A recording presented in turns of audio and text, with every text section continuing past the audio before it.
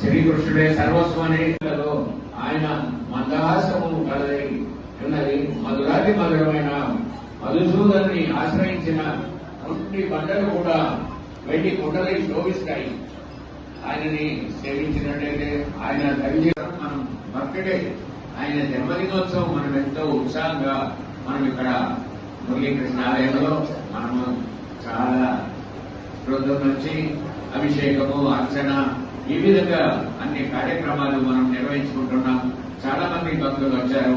అందరిపైన శ్రీకృష్ణ భగవాని కృప పూజ్య గురుదేవుల ఆశీస్సులు ఉన్నారని కోరుతూ, అదేవిధంగా శ్రీకృష్ణ భగవానుడు మన పూజ్య గురుదేవులు శ్రీ శ్రీ శ్రీ సుందర చైతన్య స్వామి నమ్ముకున్న ఆయనే సర్వస్వం అని శ్రీకృష్ణుని చిన్నప్పటి నుంచి 19 సంవత్సరాల వయస్సు నుంచి ఆయన ఈ శ్రీకృష్ణే సర్వస్వం అని మనం కూడా మన పూజ్య గురుదేవుల ద్వారానే మనం శ్రీకృష్ణుడిని మనము పూజిస్తున్నాం. ఆయననే మనకు వెళ్ళిపోయాడు కదంటే శ్రీకృష్ణుడు సర్వం జగద్గురు అని ఆయన మనకు తెలపడం జరిగింది.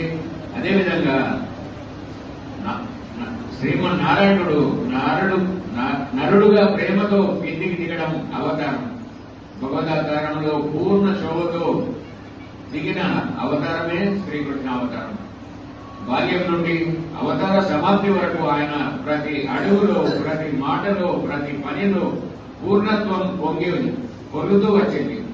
నెమిలి పింఛం అలంకారంగా ధరించి పిల్లల గ్రోమిని కరములచే పట్టుకొని ముల్లోకాలకు ఆధారమై శోభించుతూ శ్రీకృష్ణ పరమాత్మ దేహము మధురాతి మధురం, ఎంతో సుందరం. అతని దివ్యమైన రూపంలో ఎంత చూసినా మనకు ఇంకా చూడాలని ఆశ ఉంటుంది. చూస్తున్నారు కదా కన్నయ్యని, ఎంత చూసినా ఇంకా చూడాలనిపిస్తుంది.